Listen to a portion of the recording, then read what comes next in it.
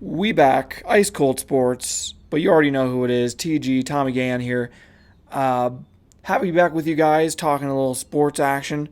Uh, we're getting closer, folks. We're getting closer. You follow the Ice Cold Sports Twitter account. We're now counting down the days to the return of college football. Week 0, and then after that will be week 1, and then 1 week after that we get back to the NFL. Exciting time. Training camps are back in session for NFL teams. A really cool time. Get ready, folks. Get ready. Just a couple of stories I want to get into. First, involving college football. Obviously, my alma mater, the University of Colorado, jumped from the Pac-12 to the Big 12. And then in the upcoming days, it was a question of what was going to happen to the Pac-12. After that, the remaining teams, the 9 teams that were left after Colorado left, and then who will be left after USC and UCLA leave. And I thought they might get something done. They might stick together. Wrong. Officially announced, Oregon and Washington are going to the Big Ten, and then Utah, Arizona State are joining Colorado and going to the Big 12. So I think it's safe to say, unless there is major expansion and there is something really changed, the Pac-12 is done for, or at the very least done for as we know it, or as a major conference. Right now, 4 teams are still kind of left without a seat at the table. Now that it looks like the Big Ten and the Big 12 aren't really looking to expand anymore. And that's Cal, Stanford, Oregon State, Washington State. Cal and Stanford probably could make it as independents. They're pretty big schools. And then Washington State and Oregon State, you have to feel really bad for, because those guys have some really passionate fans, especially Washington State. And then now they have to deal with all this stuff. They don't get the nice new conference deals. They are kind of resigned to their fate to either being in a diminished future Pac-12 or going to the Mountain West or something like that. It's a tough time if you are a fan of those schools. I feel bad. I also feel bad that now we're getting into this weird era where it feels like it's going to be the SEC and the Big Ten. We've been talking about it for years, and now, sadly, it feels like that's kind of what's happening, and I don't love it. Don't love it. It feels like we're just going to be, it's going to be just 2 leagues, and then it's getting all corporatized, all about TV contracts now. I guess you can't really blame the teams that jumped over, and it's kind of like jumping off the Titanic. But still, if I were to really lay some blame, I think it goes in 2 places. Number one, at the feet of the Pac-12 officials, because they had years to work out a deal. Years. They had opportunities to expand. And in expansion, they probably could have gotten an even better TV deal, and they refused to do it. I don't know, probably out of some level of pride, something like that. I can't speculate 100%. They were so sure they were going to get a better deal than the Big 12, and they didn't at all. And it's also another thing where Apple, I'm surprised, didn't up their offer a little bit, if only to keep the Pac-12 together, to keep them at, a reasonable number of teams. Because I think their offer was something like, the low 20s, 23 million, something like that. Bump it up a few million. They have so much money. You'd think that if they want to really get into college athletics, they would at the very least bump it up to at least 30 million just to keep everyone together. But wasn't meant to be. Wasn't meant to be. Also, the blame goes on these major TV providers. And in fact, that's another story we're going to get to in a second. ESPN and Fox, who seem to kind of be squeezing everyone out all the conferences. The ACC is probably going to be next, and trying to create these super leagues based off of making better matchups for television. And people are like, well, isn't that better for we got the best matchups now. You're not going to be complaining when you have the best matchups. Obviously, having great matchups is awesome, but it destroys the tradition of college football, all the little things, the little minutia of college football we love.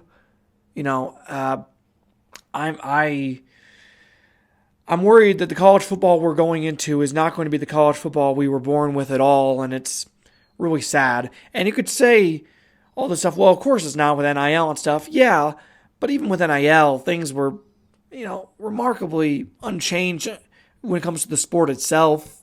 I mean, maybe small changes, NIL deals, but outside of just that area, it didn't seem to change that much. Now it's changed a lot. It's pretty sad. Pretty sad. Also talking about, our beloved sports networks, it was announced the other day, ESPN is getting a sports book with Penn National Gaming. Penn National Gaming is ending their agreement with Barstool and selling Barstool back to Dave Portnoy for $1. $1. That's crazy. And I guess the idea is supposed to be, you sell it back and they sign a non-compete and it makes more sense than, trying to buy out contracts and stuff like that. Financially for them, they're going to make so much money with ESPN. But still, Portnoy gets back his like $500 million company for $1. I guess if he sells it again, which he says he won't, he's going to owe some money. But that's a pretty great deal for Portnoy. And now it's going to be ESPN Bet. The Barstool Sportsbook is going to be no longer. And people are understandably concerned because now if you're ESPN, you can kind of just do what you want.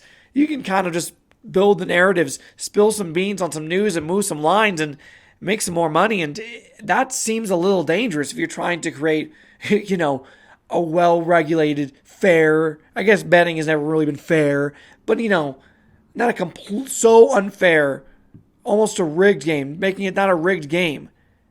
I wouldn't be surprised if government regulators step in and say, you can't have the people that are running, the sports news, that are changing the lines, also be the ones that are sponsoring the sports books. That doesn't really make a whole lot of sense. It's not great. Not great at all if you are, if you're the casual sports bettor or whatever. ESPN has been kind of going down this path for years, though. They've been the ones controlling the sports, owning bowl games, owning all the contract broadcasting rights, and also the ones that are the journalists behind all the sports. So this should really be no surprise that they're going into muddy waters when it comes to that stuff again, but still something to look out for. And an incredible deal for Portnoy. Back to the Barstool thing. Apparently, he came back to the office yesterday, and nobody was there. Nobody was there. Like, it was like 8 o'clock, 9 o'clock in the morning, and it was like 3 employees sitting down at their desks. Hey, El Prez, I'll say this. If I was there, I'd be there bright and early. Just saying. I'm not saying, but I'm just saying. Just saying. Finally, and this is kind of a crazy story. One of those things that I can't believe is actually true. And it's kind of been making waves, especially in sports broadcasting. Kevin Brown, play-by-play man for the Baltimore Orioles, he was suspended indefinitely by the team for comments made during the broadcast. And when I was going to go look at the video, I thought, okay, this is going to be like a Thom Brennaman thing. And I know how to pronounce his name, by the way. A Thom Brennaman thing. Or, like the announcer for the A's saying something completely just crazy, horrible on the broadcast. I click on the video and watch it, and all it is him pointing out the fact that the Orioles have not been good against the Rays the last few years, and they've been better this year. And that's it. That's all. And it came with a graphic that they had made pregame, and it was coming off of notes that had been made pregame. So it was him just saying the obvious and also complimenting his own team. And they suspend him indefinitely. Now, after the backlash, the Orioles came back around and said, he'll be back soon. So they saw what people were saying and then kind of reversed course. But what were you thinking? You got to think it was one guy got red in the face seeing that, thinking that he was trashing the team. And then kind of a bunch of guys underneath him kind of, nodding along and then just going for it and suspending him. A major overreaction. It looks very bad on Orioles management. man, it's just bad overall. Everyone in the sports broadcasting world came out against them, and it just makes them look kind of like, sore losers to a certain extent. Like they can't fathom the fact that they were bad in the past and now they're really good. Their rebuilding has worked, which I've seen rebuilds not work. Their rebuild has finally worked. And instead of just enjoying that and appreciating the fact that it's been a long way and they haven't been competitive the last few years and that's just the way it is, instead, nothing. Nothing, no type of larger scope look at things. Just, he said something bad, suspension. Not a great look. That about wraps it up, folks. Please subscribe. Ice Cold Sports on YouTube and on Apple Podcasts. Go to @IceColdSPRTS on social media platforms and go to @TommySGAHAN on social media platforms, including Twitter, Instagram, and TikTok. There's not an Ice Cold Sports TikTok. They're just my TikTok. Ice Cold Sports TikTok is Tommy S. Gann. TikTok, GAHAM. That about wraps it up, folks. I'm Tommy Gann. This has been Ice Cold Sports. See you guys.